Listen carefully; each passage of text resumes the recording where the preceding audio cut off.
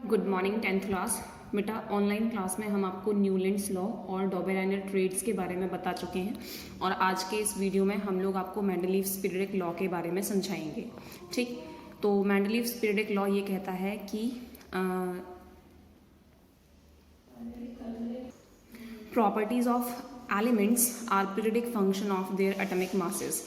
That means कि अगर आप एलिमेंट्स को उनके एटॉमिक मासेस के इंक्रीजिंग ऑर्डर में अरेंज करते हैं तो एलिमेंट्स की प्रॉपर्टीज़ एक रेगुलर इंटरवल के बाद खुद को रिपीट करने लगती हैं। वास्तविकता में अगर देखा जाए तो हुआ क्या था बेटा, मेंडलीव ने एलिमेंट्स के हाइड्राइड्स और ऑक्साइड्स को बेस माना, उनकी प्रॉपर्टीज़ को बेस माना और उन्होंने हर एलिमेंट की प्रॉपर्टीज़ को एक कार्ड पर लिखा। ठीक है, दैट मीन्स एक कार्ड जो है एक एलिमेंट की प्रॉपर्टीज़ के लिए, और उसके बाद उन्होंने उन प्रॉपर्टीज़ के बिहाफ पर कार्ड्स को अरेंज करना शुरू किया और उन्होंने पाया कि कार्ड्स को जिस तरीके से अरेंज किया गया था तो वो कुछ इस तरीके से अरेंज हुए कि एलिमेंट्स का एटॉमिक मास के इंक्रीजिंग ऑर्डर में। तो उसके बिहाफ पर उन्होंने कहा कि एलिमेंट्स की प्रॉपर्टीज़ जो हैं वो एटॉमिक मास पर डिपेंड करती हैं। तो इसी बिहाफ पर उन्होंने अपना लॉ दिया कि अगर एलिमेंट्स को उनके एटॉमिक मास के इंक्रीजिंग ऑर्डर में हम अरेंज करते हैं तो एक रेगुलर इंटरवल के बाद में एलिमेंट्स की प्रॉपर्टीज़ रिपीट होने लगती हैं। अब हम लोग बेटा मेंडलीव के पीरियडिक लॉ की या फिर पीरियडिक टेबल की मेरिट्स की बात करेंगे। दैट मीन्स क्या एडवांटेजेस रहे मेंडलीव की पीरियडिक टेबल के या फिर मेंडलीव के पीरियडिक लॉ के। ठीक, तो सबसे पहला जो इसका एडवांटेज था या इसकी मेरिट्स की अगर हम लोग बात करेंगे बेटा, वो ये कि मेंडलीव ने कुछ ऐसे भी एलिमेंट्स की प्रॉपर्टीज़ को प्रिडिक्ट किया जिनकी उस समय तक खोज भी नहीं की गई थी। ठीक है, जैसे कि गैलियम है, स्कैंडियम है, जर्मेनियम है। इन तीनों ही एलिमेंट्स की खोज उस वक्त तक नहीं की गई थी जब कि मेंडलीव ने अपना पीरियडिक टेबल, तो बेटा जब तक एलिमेंट्स इन एलिमेंट्स की खोज नहीं की गई थी जबकि मेंडलीव ने अपनी पीरियडिक टेबल दी, तो उन्होंने जो है एलिमेंट्स का ये जो गैलियम है उन्होंने इसका नाम एका एल्यूमिनियम रखा। एका जो है बेटा एक संस्कृत का शब्द है जिसका मतलब होता है पहले।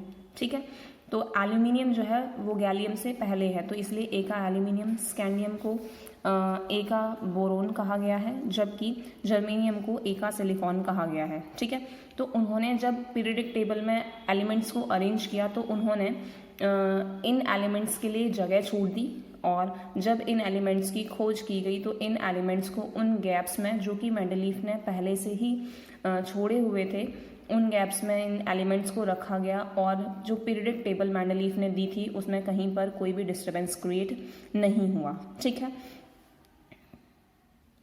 इसके अलावा मेंडलीव की पीरियडिक टेबल जो थी उसमें किसी भी एलिमेंट की पोजीशन के बिहाफ पर आप उनकी प्रॉपर्टीज़ को प्रिडिक्ट कर सकते थे कि कौन सी प्रॉपर्टीज़ एलिमेंट जो है वो शो कर रहा है। ठीक है, क्योंकि जो भी उसके अड़ोसी पड़ोसी या फिर जो भी नेबरिंग एलिमेंट्स होंगे उनके बिहाफ पर। ठीक, इसके अलावा बेटा मेंडलीव की पीरियडिक टेबल के जब उन्होंने बनाई थी तब तक नोबल गैसेस की खोज नहीं की गई थी, पर जब नोबल गैसेस जो है धीरे धीरे करके फाइंड आउट होने लगी तो नोबल गैसेस को भी आराम से मेंडलीव की पीरियडिक टेबल में एडजस्ट किया गया विदाउट एनी डिस्टर्बेंस।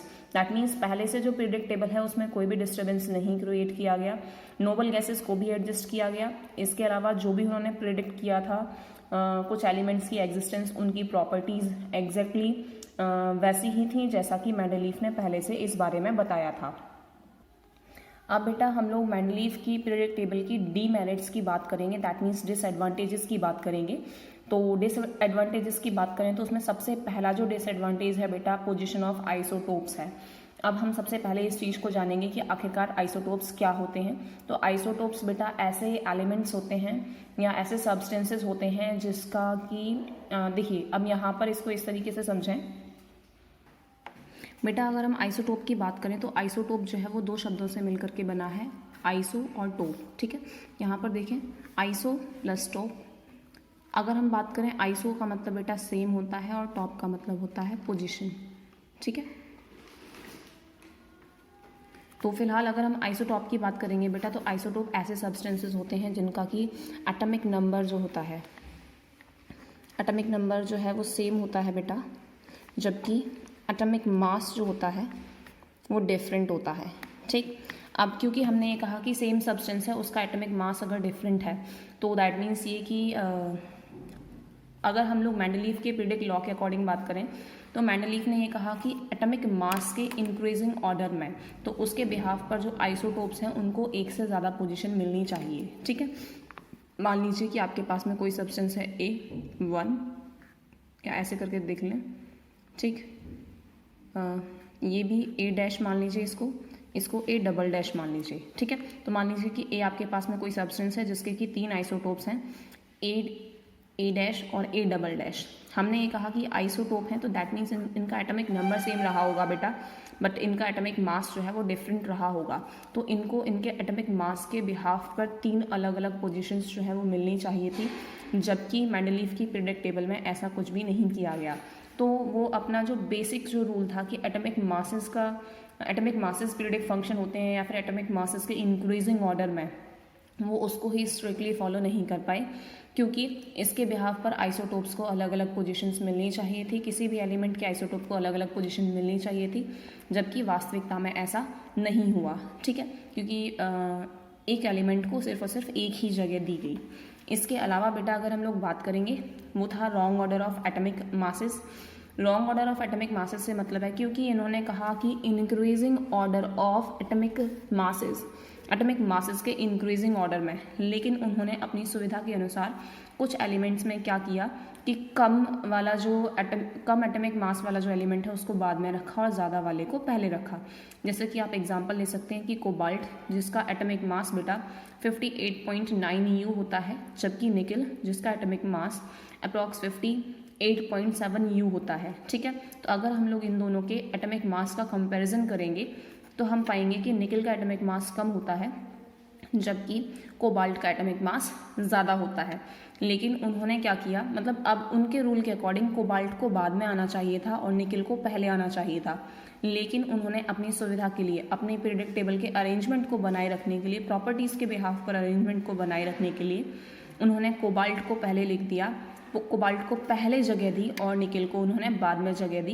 तो ये जो उन्होंने जो बेसिक लाइन कही थी कि इंक्रीजिंग ऑर्डर में हम लोग एलिमेंट्स को अरेंज कर रहे हैं, वो इस चीज़ को स्ट्रिक्टली फॉलो नहीं कर पाई। ठीक है, और सबसे इम्पॉर्टेंट जो ड्रॉबैक रहा बेटा वो पोजीशन ऑफ हाइड्रोजन रहा। अगर हम हाइड्रोजन की पोजीशन की बात करें, क्योंकि हमने कहा कि सेम कॉलम में आने वाले जो एलिमेंट्स थे बेटा उनकी प्रॉपर्टीज़ जो हैं वो सेम थी।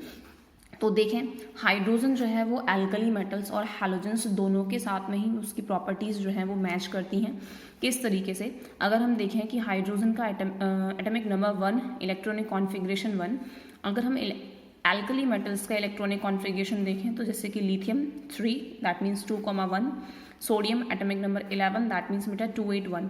अगर हम लोग देखें तो अल्कली मेटल्स के आउटर मोस्ट शेल में नंबर ऑफ इलेक्ट्रॉन्स जो हैं वो सेम हैं, दैट मीन्स वैलेंस इलेक्ट्रॉन्स की अगर हम लोग बात करेंगे तो अल्कली मेटल्स में वैलेंस इलेक्ट्रॉन्स 1 है और हाइड्रोजन में भी वैलेंस इलेक्ट्रॉन 1 है। तो यहाँ पर अगर हम लोग देखेंगे तो हाइड्रोजन की टेंडेंसी अल्कली मेटल्स की तरह एक इलेक्ट्रॉन को लूज करने की होती है। वहीं दूसरी तरफ अगर हम लोग बेटा देखेंगे हैलोजेंस की, जैसे कि fluorine atomic number 9, electronic configuration 2,7, chlorine atomic number 17, electronic configuration 287। Halogens की टेंडेंसी बेटा एक इलेक्ट्रॉन को गेन करने की होती है। ठीक है, और अगर हम वहीं दूसरी तरफ देखें तो हाइड्रोजन जो है वो एक इलेक्ट्रॉन को गेन करके नोबल गैस कॉन्फ़िगरेशन पाना चाहेगा। तो क्योंकि हाइड्रोजन की टेंडेंसी इलेक्ट्रॉन को लूज करने की होती है अल्कली मेटल्स के जैसे, जबकि हैलोजेंस के जैसे उसका मतलब वो एक इलेक्ट्रॉन को गेन भी करना चाहता है जिससे कि वो नोबल गैस कॉन्फ़िगरेशन गेन कर सके। तो इसके बिहाफ पर हाइड्रोजन को अल्कली मेटल्स और हैलोजेंस दोनों के साथ में ही रखना चाहिए था, जबकि ये जो चीज़ है वो मेंडलीफ की पीरियोडिक टेबल में पॉसिबल नहीं हो पाई। ठीक है, तो ये बहुत ज़्यादा इम्पॉर्टेंट टॉपिक है बेटा, इस पर थोड़ा सा ध्यान देंगे। तो आज की इस वीडियो में हमने आपको मेंडलीफ का पीरियोडिक लॉ और पीरियोडिक टेबल की मेरिट्स और डीमेरिट्स समझाई। मैं उम्मीद करती हूँ कि आपको ये पूरा टॉपिक ढंग से समझ में आया होगा। अगर आपको कहीं पर कोई भी दिक्कत आई है तो आप मुझसे इंडिविजुअली पूछ सकते हैं। Thank you.